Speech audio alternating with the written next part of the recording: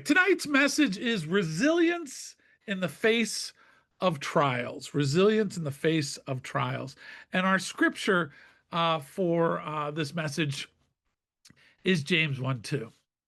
Consider it pure joy, my brothers and sisters, whenever you face trials of many kinds, because you know that the testing of your faith produces perseverance.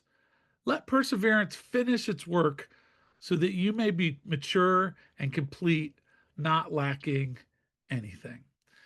And it's a great scripture. And hopefully, as we dive in, it's only a couple verses, but hopefully, it will kind of unfold in a way that will be encouraging you. All right, I want to start out with a picture in your mind. I want you to imagine a tiny sapling, newly planted, not in rich, fertile soil, but on a rocky hillside, exposed to the element, to all the elements. It faces strong winds, sometimes periods of drought, doesn't get enough water. The ground is hard to penetrate. Now you might be thinking, oh, the poor tree, it's got no chance. But here's the amazing thing. Because of those very struggles, its roots are forced to dig deeper, wrapping around rocks for stability. Its trunk becomes tougher as it sways in the wind. This tree, which was forged in adversity, often grows into the strongest, most resilient tree in the forest, capable of withstanding storms that would fall its counterparts grown on easy soil. So, tonight, as we think about our recovery journey is often like that sapling. We face trials, temptations, setbacks, old habits, um, new challenges, whether in relationship, finances, at work. And it's easy to feel like that sapling on the rocky hill. But tonight, we're going to look at how these trials, far from breaking us, can actually be the very thing that builds a profound and lasting resilience within us. We're going to explore what the Bible and our shared experience in recovery teaches us about finding strength when things get tough. I think no matter what season of life or even season of recovery we're in, there can be trials, and so and they're we usually don't schedule them, so they come unscheduled, and we have to figure out how we're going to get through them. And the thing that we build up and the thing that we utilize will be resilience. There was a story about a man who prays, "Lord, give me patience, and I want it now." Um, and recovery and faith can also often feel that same way. We want the growth without the growing pains. We want to be arrived before we've gone through the journey. Sometimes, in regards to time, we want to be 10 years sober before we're 10 months sober. We got to go through each day to get that experience. In recovery and in life, trials aren't optional, they're inevitable. The question isn't if they come, but how do we respond? James says there's a surprising way to respond to trial. And he said, with joy. Why? Because God is doing something deeper. He's building resilience in us. Trials are not a detour, they're part of the path. And I think so often when challenges come up um, and that's we struggle to see that that this is part of the path, not something that's taking us off the path. We see it as a detour. James 1 2 says, "Consider it pure joy when you face trials of many kinds." And again, it like you got to almost question it. Pure joy, really? When we're facing overwhelming like in early recovery, cravings, when we're experiencing job loss, fractured relationships, or the daily grind of staying sober, joy is probably the last word that comes to mind. But James isn't asking us to pretend that the pain isn't real. He's not telling us to enjoy the suffering itself. What James is inviting us to is to consider that the outcome of the suffering. He's pointing to the purpose, the divine process that is at work. In recovery, we often talk about hitting rock bottom. It's a trial, a devastating one. Yet for many of us, it was precisely at rock bottom that we found the willingness to seek help, to surrender, to find a higher power. The pain of our active addiction, that initial discomfort of sobriety, can lead us to the very place where true freedom begins. Excuse me. It's a painful process, and we know that. But the joy comes from the promise of transformation, the freedom from the bondage of addiction. Trials are a part of the spiritual journey. It's not evidence that you're failing. It's not God coming up against us. It is the opportunity to let God into our lives. In recovery, relapse, loss, loneliness, or inner battles are not signs of weakness. They are training grounds for growth. Anytime we face a trial or a struggle, it's an opportunity for God to work in us and to grow us. Joy doesn't mean pretending, or even pretending that it's easy. It means recognizing the purpose, that there's purpose in the pain, that there can be growth in the pain. In the big book, it tells us we are sure God wants us to be happy, joyous, and free. We cannot subscribe to the belief that this life is a vale of tears. Like it's the book is talking about, like, it's not meant to just be some you know horrible, sad state of affairs, but that God in general wants us to be happy, joyous, and free. And that is truly what we get to be in our addiction and in our faith. I'm going to, throughout the each little point, I want to give you some questions to reflect on, and maybe that it'll inform our time of open sharing. But consider this question: where have I mistaken a trial as a sign that God abandoned me, when it might have actually be where God was growing me? Where have you mistaken a trial as a sign that God abandoned you, when it might actually be where God was growing you? Another question: what trials are you currently facing in your recovery journey or in life in general? What are some of those challenges? And, you know, if you are in a season where you're not facing a trial, praise God. Like, there are seasons where we don't have trials, and there are seasons when we do have trials. And so if you're in a season that doesn't have a trial, awesome. Um, Many of us find that there are many trials along the way. So sometimes we're more in trial season than we are in a clear passage. But what's going on in your life today? The second thought, our first thought was trials are not a detour, they are part of the path. The second thought is perseverance is built, not bought. Perseverance is built, not bought. James 1:3 says, because you know that the testing of your faith produces perseverance. Now, I want you to think about gold. Hopefully that's a nice idea, thinking about gold. And think about gold being refined. You were out and you were walking in some beautiful mountainous range and you found a hunk of gold. Well, it needs to be refined. And so, what is the refining process? It's heated at an intense temperature, this fire, and it melts it down. The impurities rise to the surface. And I guess the term is as dross.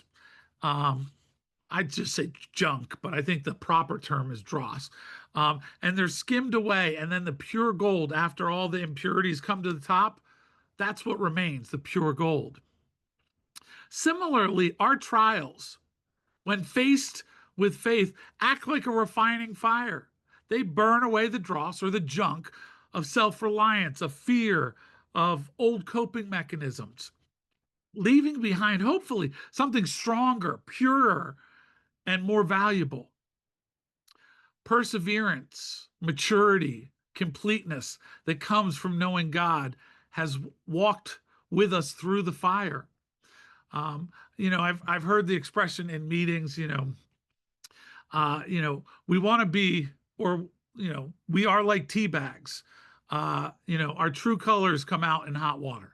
You know, and so when the trials come, what's in what's you know what do you got in you? What's coming out? Um, every time we choose sobriety over temptation, forgiveness over resentment, um, service over self. We're finishing the work of perseverance. We're maturing. We're becoming more complete. Recovery is not an event, it is a process. And perseverance is forged through trials, not around them. So we got to go through them. That's the only way to get through them is going through them, not around them, not ignoring them. The only way to build emotional and spiritual reliance is to walk through the fire with God, not just pray it away. Testing, as used in this, the testing of your faith produces perseverance. Testing equals revealing what's real. It exposes weakness, not to shame us, but to strengthen us.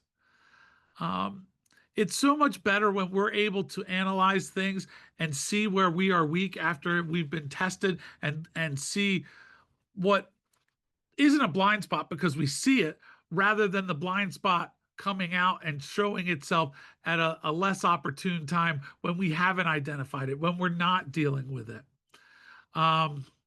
In step 10, in the 12 and 12, it tells us it's a spiritual axiom that every time we're disturbed, no matter what the cause, there's something wrong with us. There's something wrong with me. What's it revealing in me? Is it an insecurity? Is it a fear? Why am I bothered? Why am I frustrated? Um, and, take note of those things. Some questions to consider about perseverance.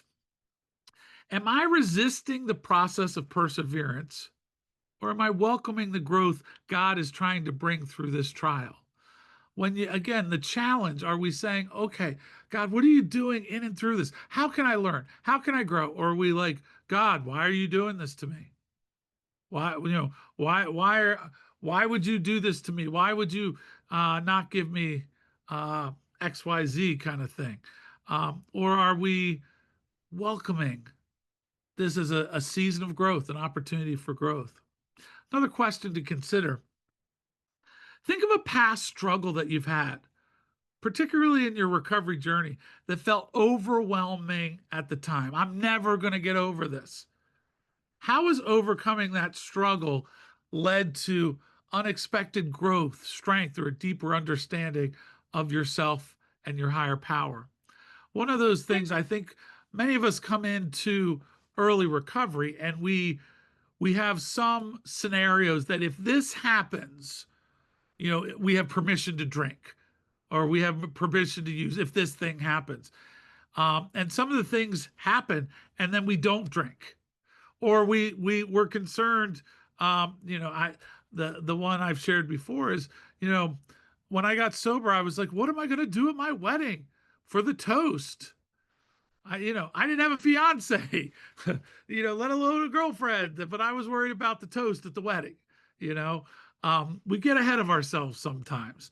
And then there's opportunities for growth in that. And then the final question for this section is, what does perseverance finishing its work look like for you today? Whether in the context of your recovery or your faith, how can you actively allow this process to unfold? I love that. What does perseverance finishing its work look like? Just a thought. Our final thought and point for this message about resilience in the face of trials. The goal isn't just survival, it's maturity. James 1:4 says, let perseverance finish its work so that you may be mature and complete, not lacking anything. So, how do we let perseverance, again, finish its work? How do we cultivate this resilience? The Bible and our recovery principles offer some powerful tools.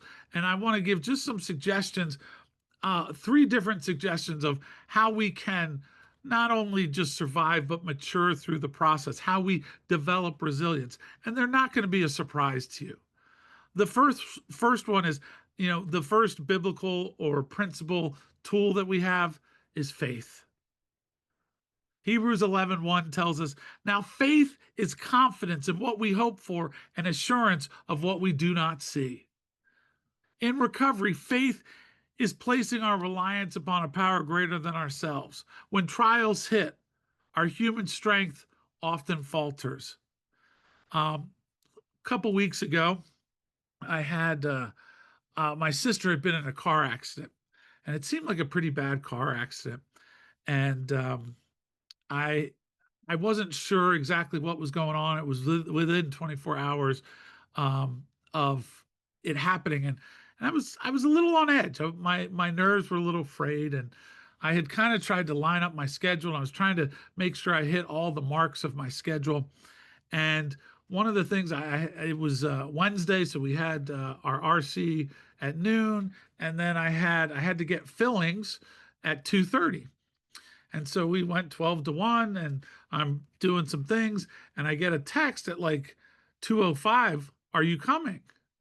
A little insulted because I had 25 minutes, even though sometimes I push time. I understand that, but I thought it was a little premature to ask me 25 minutes early if I was coming. And I was like, yes, I was getting ready to leave shortly, just settle down. And they're like, well, your appointment was at 2 o'clock. And I was like, I have it down as, and my schedule, I have an app with my schedule in it, and it is ironclad. If it's in the scheduler, like that's official, it's happening, the timing is right, it doesn't go into the schedule. So I must have put it in wrong. And I was just at my wits end, and I was like, what do you mean? Like, I was very frustrated. And I said, well, can I still come in? And she said, no, it's too late. You're going to have to reschedule, which really kind of annoyed me. So I hung up. I just hung up on her. I couldn't, I didn't have the emotional to reschedule, to have any further conversation. I'm like, can I come in? Nope, you're going to have to reschedule. I'm like, fine. And then I hung up.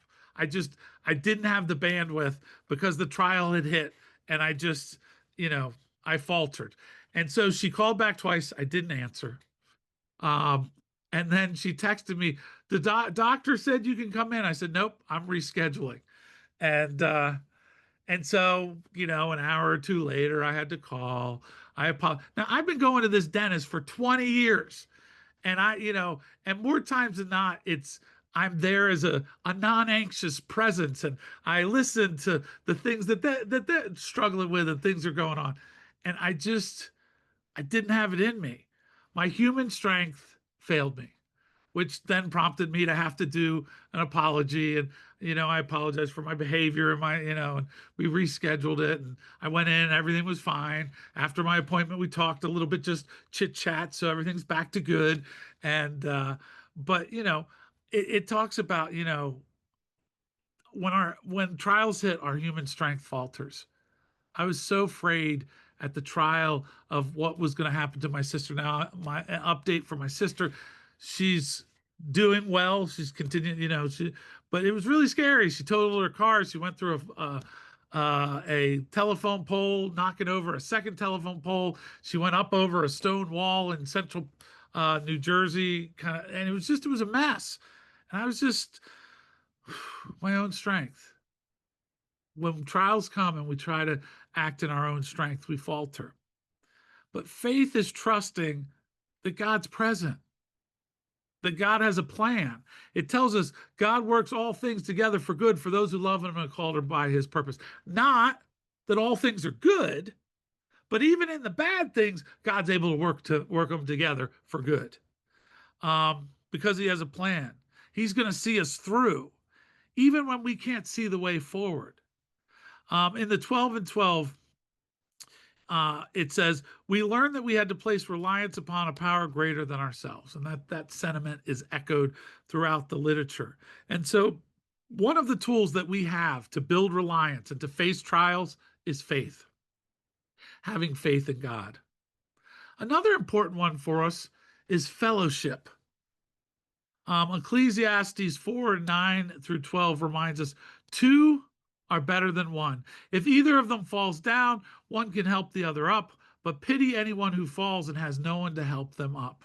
This is a great wedding verse. You know, you talk about the couple coming together and everything, but it has a much broader appeal and meaning. And for us in community, both recovery and faith, two are better than one. In recovery, the fellowship is our lifeline, our sponsor, our home group, our community. When trials come, we don't have to face them alone. Sharing our struggles, listening to others' experience, strength, and hope, and offering support builds this collective resilience that we have together. When you have built that up, it feels like there's nothing that we can't face. There's nothing that we can't overcome when we do this together. I love that about the fellowship. And sometimes, as great as the steps are, and they are, the program brings about, rarely have we seen a person fail who's thoroughly followed our path. Some days we just need others. We just need fellowship. And what's interesting is, we're talking about trials. I think sometimes we're better positioned for fellowship when trials come than when the good comes. Because when things are great, we don't think we need other people. We don't think we need to connect. We don't think we need to share. We don't want to boast how good things are going.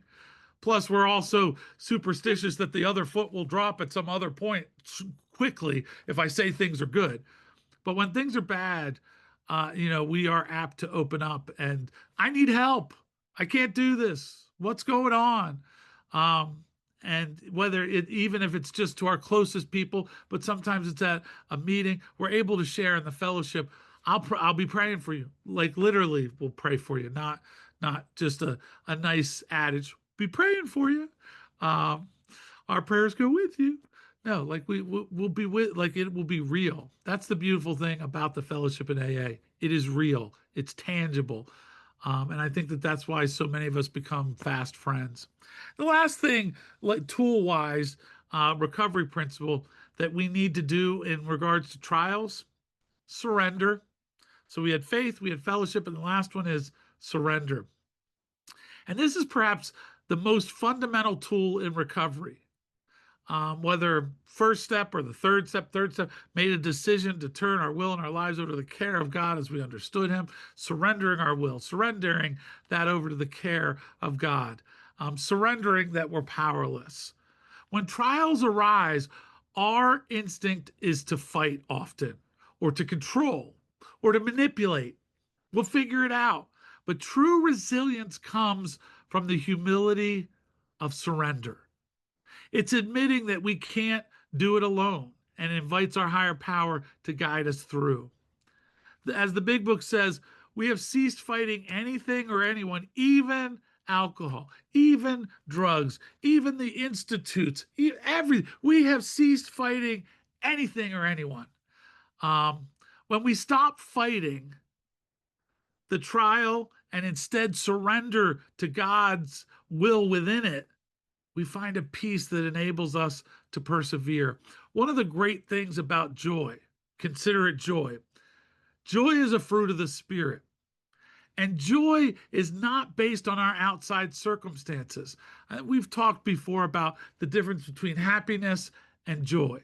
Happiness, we're happy when things are good. We can be happy.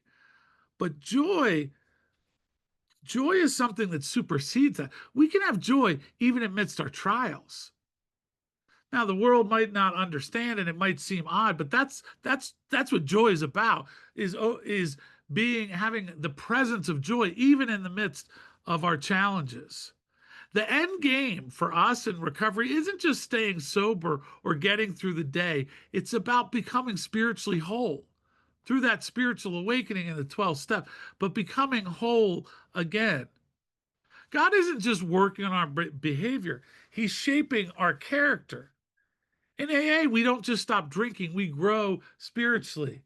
Again, 10, 11, and 12, often referred to as the maintenance step. I will continue to refer to them as the growth step, as I heard someone once say. And I love that. Romans 5 tells us we glory in our suffering because suffering produces perseverance, perseverance, character, and character, hope. So we have this suffering and those trials, it produces perseverance. Perseverance gives us character. In other words, we will act in a godly way because we've been through trials, and because we rely on God, we have character. And because we have character and have relied on God and have gotten through trials, we have hope. That's the, suffering produces perseverance, which produces character, which produces hope. So you got to go through it. That's it. You got to go through it. On page 164 of the big book, it says, abandon yourself to God as you understand God. Admit your faults to Him and to your fellows. Clear away the wreckage of your past and give freely of what you find. Some questions to consider before we conclude our topic tonight. Am I asking God to change my circumstances or to use my circumstances to change me? That's change the circumstances, or God change me in the circumstances. Another question to consider, who in your recovery community, sponsor, trusted friend, group member, helps you stay resilient when things get tough? And how can you lean on them more? What does that look like? If you have someone who comes to mind, I'm going to say, just as this is a bonus for you, tell that person. Tell that person. Whether it's in a text or something, hey, I was just thinking about you. You know what? You're really important to me in my sobriety. You really helped me get through things, or whatever. If somebody popped in your mind, send them a message somehow to let them know that they are, in fact, that person in your life. So let me bring it all together. I'm going to bring in another slide here. I learned something as I was preparing for this, but I thought this was pretty cool. So there's this artwork, this type of art in Japan called kintsugi, and it's where broken pottery is mended with gold. The cracks don't get hidden, they get highlighted. The point isn't to pretend the bowl was never broken. It's to show that the repair has made it more valuable. I love that picture. It very much, you can do a similar sort of demonstration in regards to stained glass, but that's what God is doing to us. Recovery is a process of golden repair. Every trial, every scar, every test, God is using them to build something stronger, more mature, more whole. We refined the gold in the beginning, and now we're using it again, not to pretend that something wasn't broken, but to show the repair has made it more valuable. Don't despise your trials. Don't run from them. Let them build resilience. Let them finish their work. And let's go back to that little sapling from the beginning of our message. That little tree, buffeted by the wind, with its and rooted in hard ground. It wasn't destined for failure. It was destined for strength.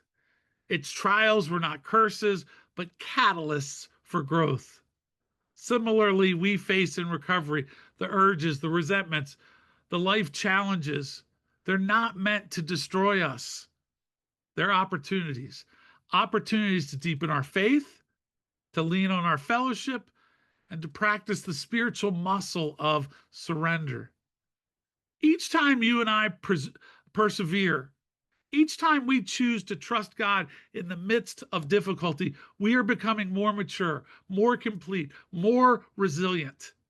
We're growing into the strong, unshakable trees that God intended for each and every one of us to be. The journey of recovery is not about avoiding trials. It's about learning how to walk through them. Hopefully that helped you and was an encouragement as you see how resilience uh, in the face of trials can really be a benefit. And with that, I will stop recording.